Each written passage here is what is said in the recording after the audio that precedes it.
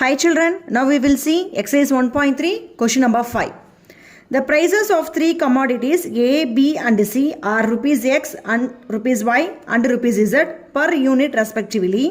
A person P purchases 4 units of B and sells 2 units of A and 5 units of C. Person Q purchases 2 units of C and sells 3 units of A and 1 unit of B. Person R purchases 1 unit of A and sells 3 units of B and 1 unit of C. In the process, P, Q and R earn rupees 15,000, rupees 1,000 and rupees 4,000 respectively. Find the prices per unit of A, B and C. So, இங்க பாத்தீங்கன்னா உங்களுக்கு 3 commodities இருக்கு. So, A, B, Cங்கிற ஒரு 3 commodities இருக்கு. Then அதுக்கப்புறம் person பார்த்தீங்கன்னா person P இருக்கிறாங்க, person Q இருக்கிறாங்க, then person R இருக்கிறாங்க. ஸோ நமக்கு ஏபிசிங்கிற 3 commodity இருக்குது, 3 person இருக்காங்க PQRன்னு. ஸோ அவங்க Pங்கிற person என்ன பண்ணுறாங்கன்னா ஏபிசி commodityயை வாங்கி விற்கிறாங்க. சில யூனிட்ஸ் வாங்குறாங்க, சில யூனிட்ஸ் விற்கிறாங்க. அது மாதிரி person Q வந்து ஏ கமாடிட்டியை, பி கமாடிட்டி, சி கமாடிட்டியை சில கமாடிட்டிஸை வாங்குறாங்க, சில கமாடிட்டிஸை விற்கிறாங்க. அதே மாதிரி பர்சன் ஆர் சில கமாடிட்டிஸ் வாங்குறாங்க, சில கமாடிட்டிஸ் விற்கிறாங்க. ஸோ ஃபைனலாக என்ன கேட்குறாங்கன்னா find the prices per unit of A, B and C. So A கமாடிட்டியுடைய பர் யூனிட் ப்ரைஸ் என்ன, பி கமாடிட்டியுடைய பர் யூனிட் ப்ரைஸ் என்ன, சி கமாடிட்டியுடைய பர் யூனிட் ப்ரைஸ் என்னன்னு கேட்குறாங்க. ஸோ நம்ம அதை தான் நம்ம எக்ஸ் பை இசட்னு எடுத்துக்க போகிறோம். சி 5th கொஷினுடைய solution. So let the prices per unit of A, B and C be rupees X, rupees Y, rupees Z respectively. So A commodity உடைய ஒரு unit price X rupees, B commodity உடைய ஒரு unit price Y rupees, C கமாடிட்டியுடைய ஒரு unit price வந்து Z rupees. இப்போ பாருங்கள் அடுத்தது. ஸோ இதை வச்சுட்டு ஒரு சின்ன டேப்லெட் காலம் போட போகிறேன். அதை போட்டோன்னா நம்ம ஈக்குவேஷன் ஃபார்ம் பண்ணுறது நம்மளால் ஈஸியாக ஃபார்ம் பண்ண முடியும். இங்கே பர்சன். ஸோ மொத்தம் எத்தனை பர்சன் இருக்காங்க? பி, கியூ, ஆருங்கிற 3 பர்சன் இருக்கிறாங்க. எத்தனை கமாடிட்டிஸ் இருக்குது, எத்தனை பொருள் இருக்குதுன்னு பார்த்தீங்கன்னா ஏ, பி, சிங்கிற 3 கமாடிட்டிஸ் இருக்குது. ஓகேங்களா? ஸோ நான் ஒரு சின்ன டேப்லெட் காலம் போட்டுக்கிறேன். இப்போ பர்சன் பி என்ன பண்ணுறாங்கன்னு முதல்ல பார்க்கலாம். சி யூனிவர் கொஷின். Person B purchases 4 unit of B. பியில் 4 யூனிட் பர்ச்சேஸ் பண்ணுறாங்க. ஸோ பர்ச்சேஸ் பண்ணும்போது நம்ம கையிலேருந்து காசு செலவாகும். காசு கொடுத்து தான் நம்மளால் பர்ச்சேஸ் பண்ண முடியும். ஸோ 4 யூனிட்ஸ் பியில் வாங்குறம்போது ஸோ காசு அவங்க கையிலேருந்து போகும். அதனால் அதை நான் -4ன்னு பி கிட்ட போட்டுக்கிறேன். பர்சன் பி பியில் 4 யூனிட்ஸ் வாங்குறாங்க. வாங்கும்போது அமௌண்ட்டு நம்ம கையிலேருந்து வெளியில் போகிறதுனால you have to put the minus sign. And sells 2 units of A. ஏல 2 யூனிட் செல்ஸ் பண்ணுறாங்க. செல்ஸ் பண்ணால் நமக்கு அமௌண்ட்டு வரும். ஸோ அதனால் அதை ஒரு பாசிட்டிவாக நான் போடுறேன், +2ன்னு போடுறேன். ஏல 2 யூனிட் செல்ஸ் பண்ணுறதுனால. And 5 units of C. இங்கே வெறும் 5 யூனிட்ஸ் ஆஃப் சின்னு சொல்லியிருக்காங்க. செல்ஸாக பர்ச்சேஸான்னு சொல்லலை. இதுக்கு முன்னாடி என்ன இருக்குன்னு பாருங்கள். செல்ஸ் 2 யூனிட்ஸ் ஆஃப் ஏ, ஏல 2 யூனிட்ஸ் செல்ஸ் பண்ணுறாங்க. அண்டு 5 யூனிட்ஸ் ஆஃப் சினா சியில் 5 யூனிட்ஸ் செல்ஸ் பண்ணுறாங்க தான் அர்த்தம். சியில் 5 யூனிட் விற்கும் போது அவங்களுக்கு கைக்கு அமௌண்ட் கிடைக்கும். ஸோ 5ங்கிறது சி கிட்ட +5 போட்டுடணும். அப்புறம் பர்சன் கியூ என்ன பண்ணுறாங்க பாருங்கள். Purchase 2 unit of C. சியில் 2 யூனிட்ஸ் வாங்குறாங்க. ஸோ வாங்கும்போது அமௌண்ட் செலவாகும். ஸோ -2. அப்படின்னா பர்ச்சேஸாக இருந்தால் நெகட்டிவாக போடுங்க, செல்ஸாக இருந்தால் பாசிட்டிவாக போடுங்க. Purchase 2 unit of C and sells 3 units of A +3 and 1 unit of B. 1 unit of B sells பண்ணுறாங்க. This is Qங்கிற person பண்ணியிருக்குது. அடுத்து person R என்ன பண்ணுறாங்க? Purchase 1 unit of A, so -1 and sells 3 unit of B +3 and 1 unit of C +1. ஓகேங்களா? So இப்படி இருக்கும்போது இதுலேருந்து நமக்கு எப்படி ஈக்குவேஷன் ஃபார்ம் பண்ண போகிறோன்னு பாருங்கள். இப்போ பர்சன் பிங்கிறது பார்த்தீங்கன்னா ஏ கமாடிட்டி 2 யூனிட்ஸ் விற்றுருக்காங்க, சி கமாடிட்டியில் 5 யூனிட்ஸ் விற்றுருக்காங்க, பி கமாடிட்டியில் 4 யூனிட்ஸ் வாங்கியிருக்காங்க. ஸோ ஒரு கமாடிட்டியுடைய ஏ உடைய ரேட் எக்ஸ் ருபீஸ். அப்படின்னா 2 கமாடிட்டி விற்றுருக்காங்கன்னா அவங்களுக்கு எவ்வளோ அமௌண்ட் கிடச்சிருக்கும்? 2x கிடச்சிருக்கும். பி கமாடிட்டியுடைய ஒரு யூனிட் ப்ரைஸஸ் ஒய் ருபீஸ். அப்போ 4 கமாடிட்டி வாங்கியிருக்காங்கன்னா -4ஐ அவங்க செலவு பண்ணி தான் வாங்கியிருக்க முடியும். -4y. ஸோ 5 யூனிட் வந்து சி கமாடிட்டியை விற்றுருக்காங்கன்னா ஒரு யூனிட் வந்து சி கமாடிட்டியோடைய ப்ரைஸ் இசட் ருபீஸ். அப்போனா 5 யூனிட்டோடது 5Z ப்ளஸ் 5Z. ஸோ இந்த பர்சன் பியோடது விற்று வாங்கி வந்த ஈக்குவேஷன் இது. ஸோ அப்படியே ஃபைனலாக உனக்கு எவ்வளோ ஏர்னிங் கிடைக்குதுமா இதில் பாருங்கள். பிக்யூஆர் எவ்வளோ ஏர்னிங் கிடைக்குது? 15,000 பிக்கு, கியூக்கு 1000 அண்ட் ஆருக்கு 4,000 ஏர்னிங் கிடைக்குது. அப்போனா வாங்கி விற்கும் போது அவங்களுக்கு எவ்வளோ ஏர்னிங் கிடைக்குதுன்னா பிக்கு 15,000. Second equation Q. பர்சன் கியூவை வச்சு செகண்ட் ஈக்குவேஷன் எழுதுனோன்னா 3x + y - 2z = 1000. பர்சன் ஆரை வச்சு தேர்ட் ஈக்குவேஷன் எழுதுனோன்னா -x + 3y + z = that one is 4,000. ஆருக்கு கிடைச்ச ஏர்னிங் இஸ் 4,000. இப்போ நம்ம ஏபிசிஇ 3 கமாடிட்டி 3 பர்சனை வச்சு நம்ம ஒரு 3 ஈக்குவேஷன் எழுதியாச்சு. இப்போ அடுத்தது மேட்ரிக்ஸ் இன்வர்ஷன் மெத்தடில் நம்ம இதை சால்வ் பண்ண போகிறோம். So what is a? So matrix equation முதல்ல எழுதிடலாம். தி matrix equation is AX = B, which implies X வேணும்னா X = A inverse into Bன்னு கிடைக்கும். Where what is A? Aங்கிறது என்னன்னு பார்த்தீங்கன்னா coefficient matrix. So 2 - 4 5 3 1 - 2 -1 3 1 is the A matrix. X is the variable X Y Z.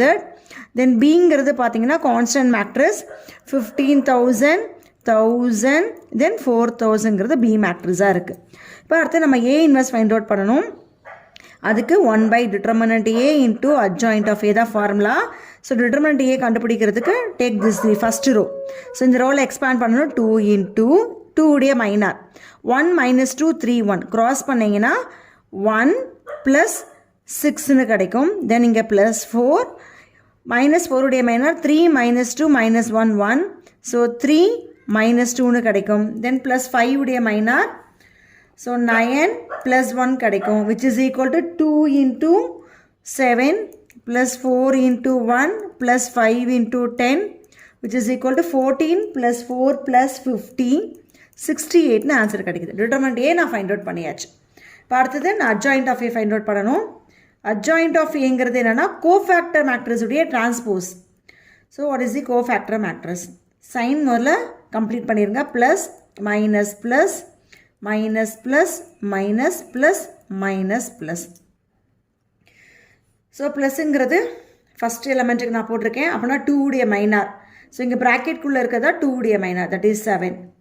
அடுத்து -4 உடைய மைனார் is 1. அடுத்து 5 உடைய மைனார் is 10. Okay எழுதியாச்சு. அப்புறம் இந்த 3 உடைய மைனார் எழுதணும். 3 உடைய மைனார் எழுதணும் பார்த்தீங்கன்னா -4 5 3 1. ஸோ -4 -15 வரும். -4 - 15 is -19. Then இந்த 1 உடைய மைனார் is 2 5 - 1 1. So 2 + 5 is, so this is 2, this is +5 7 கிடைக்கும். Then அடுத்து -2 உடைய மைனார் எவ்வளோன்னு பார்த்தீங்கன்னா 2 - 4 - 1 3 6 -4 is 2. அடுத்தது இந்த -1 உடைய மைனார் -4 5 1 -2 8 - 5 is 3. Then 3 உடைய மைனார் 2 5 3 -2 -4 -15 -19. Then 1 உடைய மைனார் 2 -4 3 1 2 + 12 is 14. ஸோ இதை டிரான்ஸ்போஸ் பண்ணியிருங்க, உனக்கு அட்ஜாயிண்ட் ஆஃப் A கிடச்சிரும். ஸோ காலமை ரோவாக சேஞ்ச் பண்ணிங்கன்னா 7 19 3. Then next column is -1 7 19. Next column 10 -2 14. So உனக்கு இப்போ அட்ஜாயிண்ட் ஆஃப் A நமக்கு கிடச்சாச்சு. இப்போ A இன்வெர்ஸில் இந்த ஃபார்முலாவில் போட்டு அப்ளை பண்ணி இன்ட்டு B போட்டிங்கன்னா நமக்கு X வேல்யூ கிடச்சிடும்.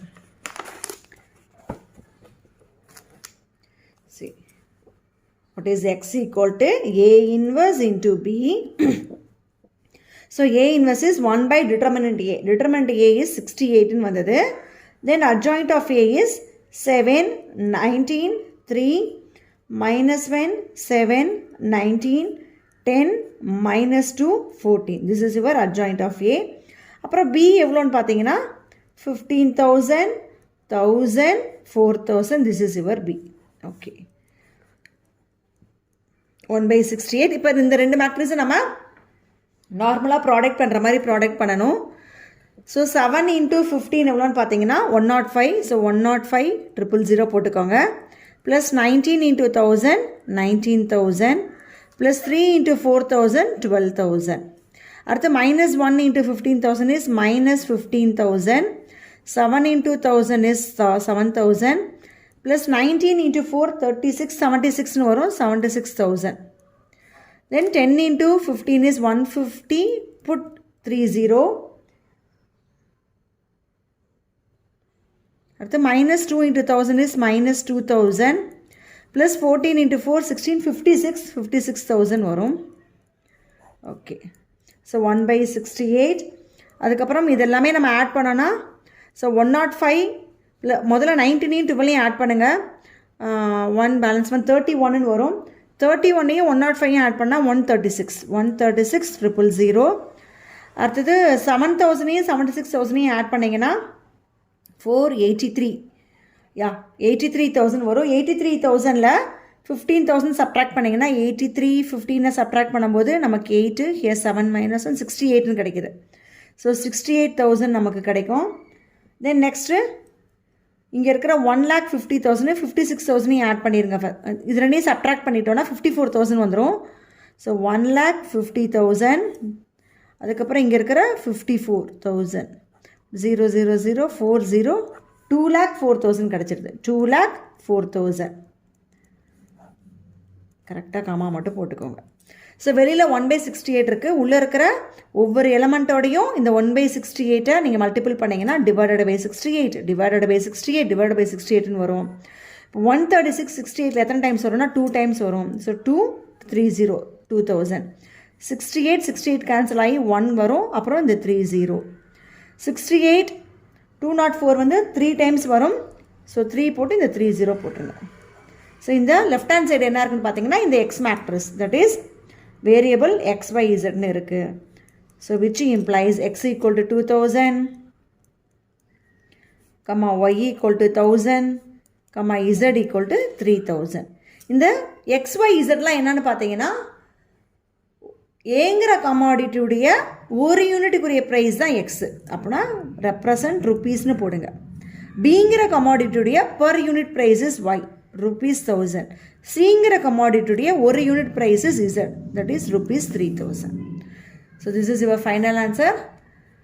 That's all about this question, children. Okay, thank you.